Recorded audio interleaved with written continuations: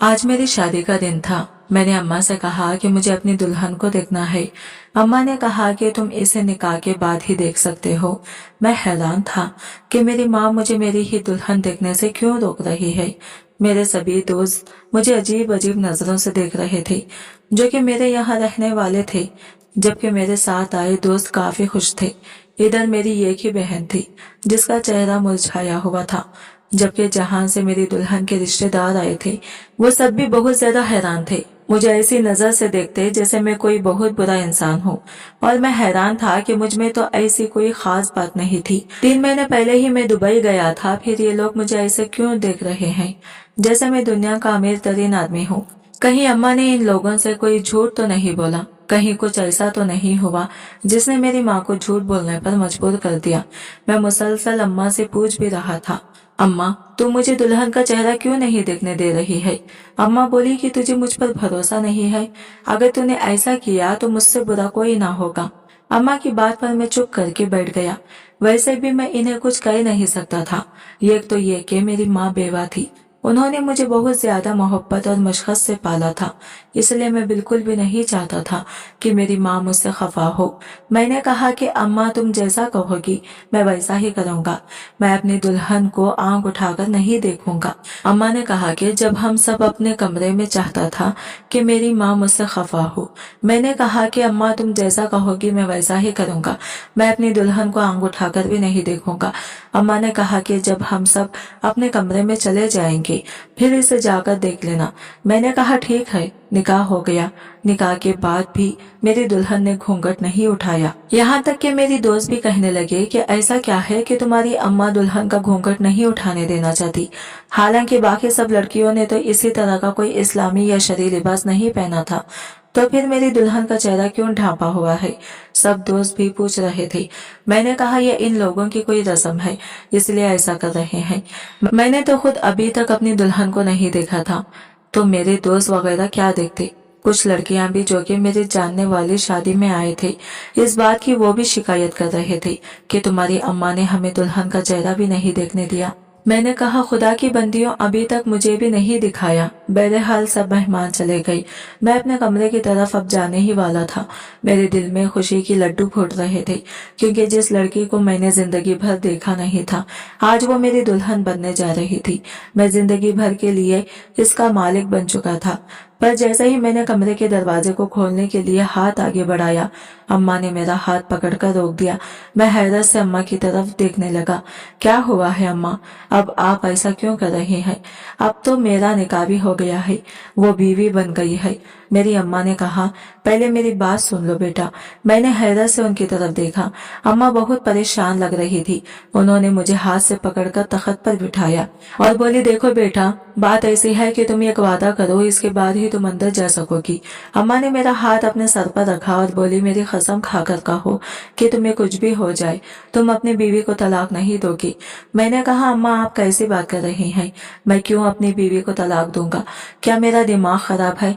अम्मा ने फिर कहा, बेटा अच्छी तरह सोच लो, कुछ भी हो जाए तुम अपनी बीवी को तलाक नहीं दोगे। अम्मा ने मुझसे बार बार पूछा। मैंने कहा, नहीं दूंगा माँ, तुम्हारी कसम। मुझे क्या मालूम था कि जब मैं कमरे के अंदर दाखिल होऊंगा, अपनी बीवी के खूबसूरत चेहरे से घूंघट उठाऊंगा, तो मेरी दुनिया पहले ही बदल चुकी होगी।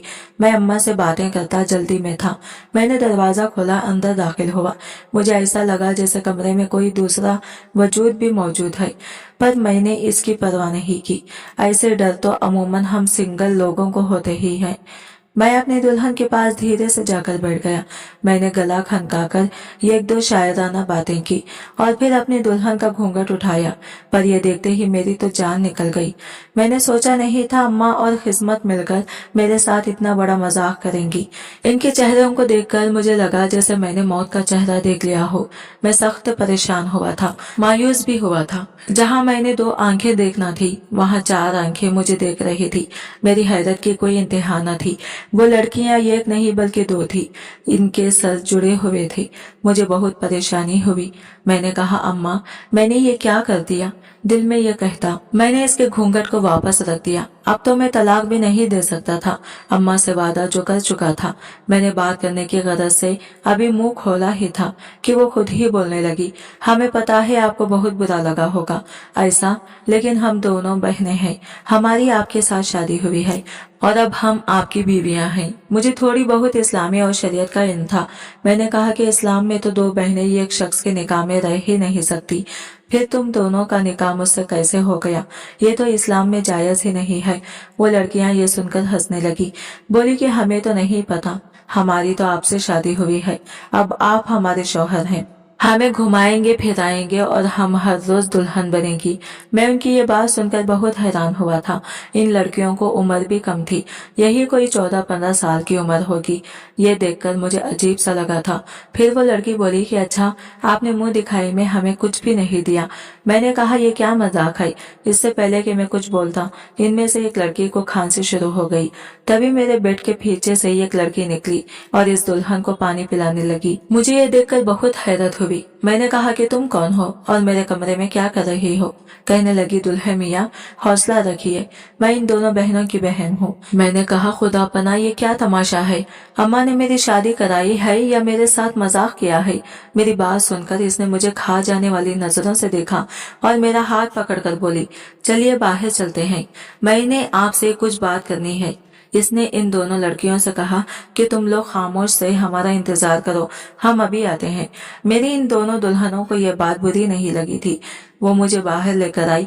मुझे आज से 3 महीने पहले का वक्त याद आ रहा था, जब अम्मा ने भीगी पलकों के साथ मुझे अपने घर से रवाना किया था। मैं दुबई में एक मजदूर की हैसियत से काम करने गया था, क्योंकि मेरे पास इतनी रकम नहीं थी कि मैं अम्मा के कर्जे चुका सकता या फिर अपनी खोई हुई जमीन वापस पा सकता। अम्मा ने अपना सब कुछ बेचकर मुझे दुबई भेजा था। यहाँ आकर भी मैं सिर्फ मजदूरी ही कर रहा था, आमदनी भी कोई खास नहीं थी। मैं बहुत परेशान था। मेरे सारे पैसे तो इस एजेंट ने खा लिए थे जो मुझे दुबई लाया था और मुझे एक मजदूर की जगह खरीदी थी। मैं परेशान भी होता था और अल्लाह से दुआ भी करता कि मेरे घर वापस जाने का कोई सबब बन जाए। डर के मारे मैं अम्मा से भी बातचीत नहीं की थी कि मैं इनसे कहूँगा क्या राबिता हो भी गया तो क्या वो मुझे देखकर खुश होंगी? हरगिज नहीं। बस इसी सब में वक्त गुजर रहा था कि एक दिन मेरी अम्मा ने मुझे फोन किया और कहने लगी, बेटा तुम्हारे लिए बहुत बड़ी खुशखबरी है, तुम फौरन से घर आ जाओ, अब तुम्हें दुबई में नौकरी करने की कोई जरूरत नहीं है। मैंने तुम्हारी शादी एक ऐसी लड़की से तय कर दी है जिसका बाप बहुत ज्यादा अमीर है। वो तुम्हें खुद ही अपना कारोबार की जिम्मेदारी भी दे देगा और तुम पर किसी किस्म का बोझ नहीं डालेगा। तुम मान जाओ, मैं इसकी बेटी से तुम्हारी शादी करूंगी। अम्मा की बात सुनकर मुझे अपने नसीब पर यकीन नहीं आया था, क्योंकि ऐसा अमूमन कहानियों या ड्रामों में होता है कि यह गरीब लड़की को अमीर लड़के से मोहब्बत हो जाती है या फिर अमीर लड़की खुद ही इसकी मोहब्बत की जाल में फंस जाती है, या इसकी शादी या गरीब लड़के से होती है और गरीब लड़का इसके घर वाले अय्याशी करते हैं। पर यहाँ पर ऐसा कुछ नहीं हुआ था। अम्मा ने जब मुझे बुलाया तो मुझे लड़की के बारे में कुछ नहीं बताया, सिवाय इसके कि इसका बाप अमीर है। अब मैंने इस सारे किस्से को दोबारा से इस लड़के के सामने दोहरा रहा था जो मुझे अपनी दुल्हन के कमरे से मिली थी। दुल्हन नहीं बल्कि दुल्हना कहना चाहिए। मैंने देखा वो बहुत परेशान लग रही थी, इसकी आंखों से आंसू बह रहे थे। मैंने कहा, क्या हुआ, तुम क्यों रो रही हो?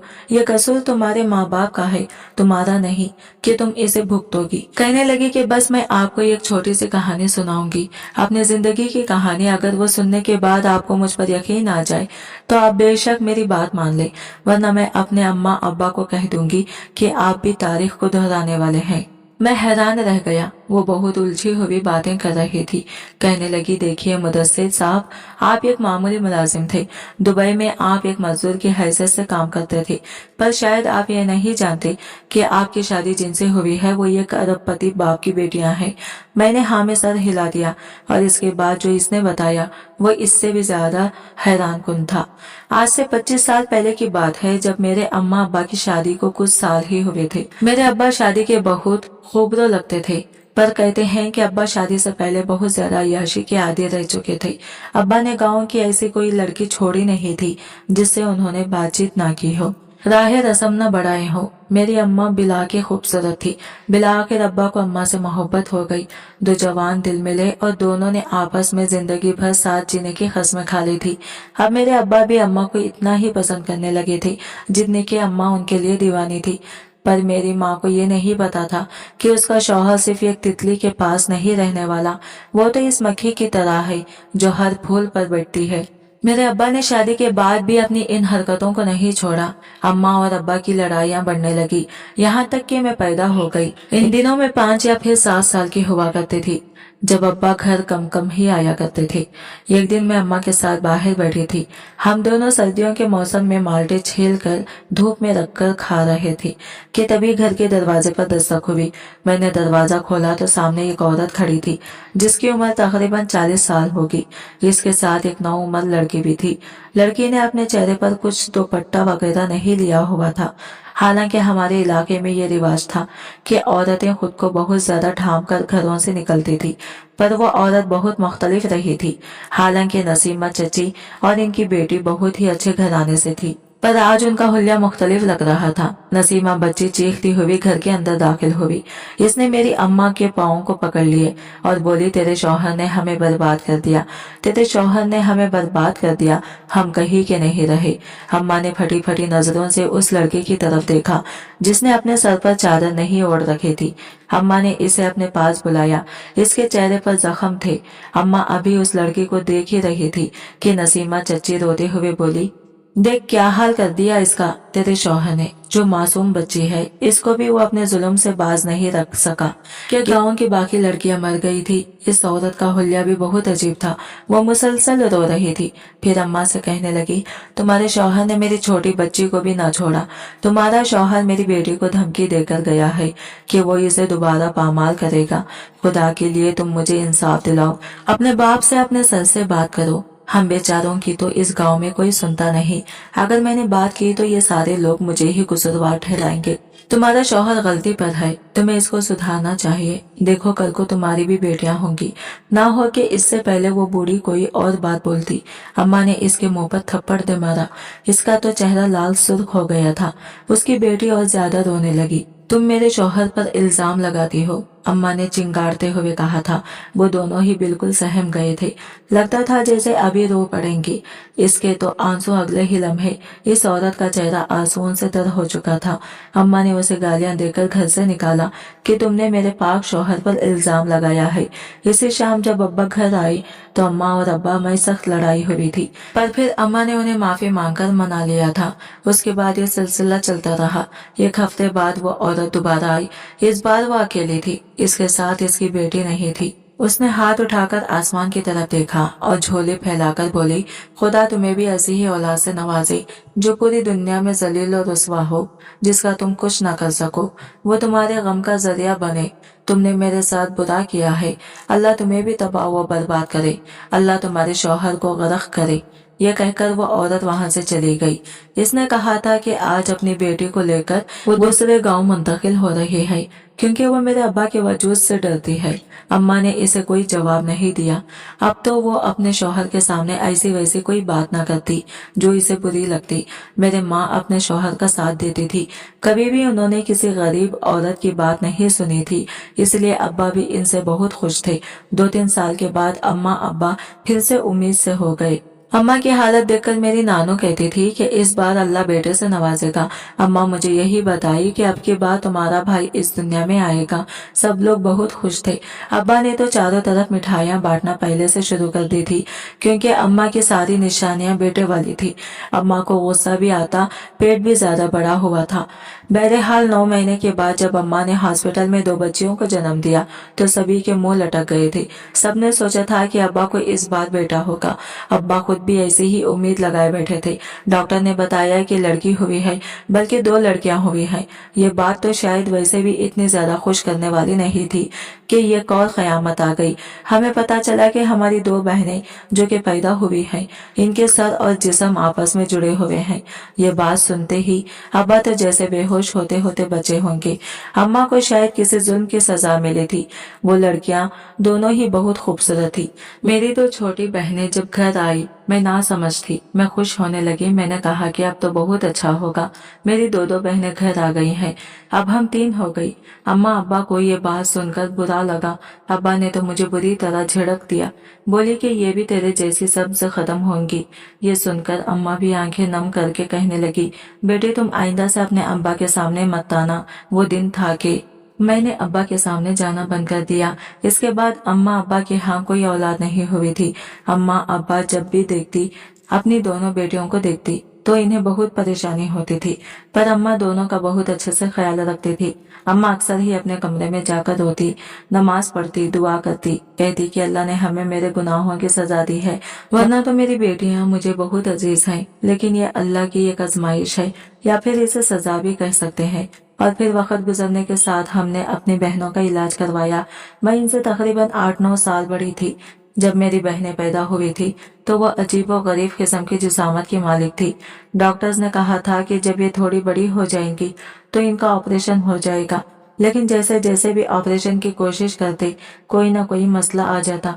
फिर डॉक्टर्स ने ऑपरेशन करके इनके जिस्म को तो अलग कर दिया, लेकिन अब मसला ये था कि मेरी बहनों के सरों को कैसे अलग किया जाए। बड़ी मुश्किल के बाद एक सर्जन मिला है, पर इसने कहा है कि जब इन दोनों बहनों की सर्जरी होगी, इसमें से एक ही जिंदा बच पाएगी, दूसरे की जिंदगी हमेशा के लिए खत्म हो जाएगी।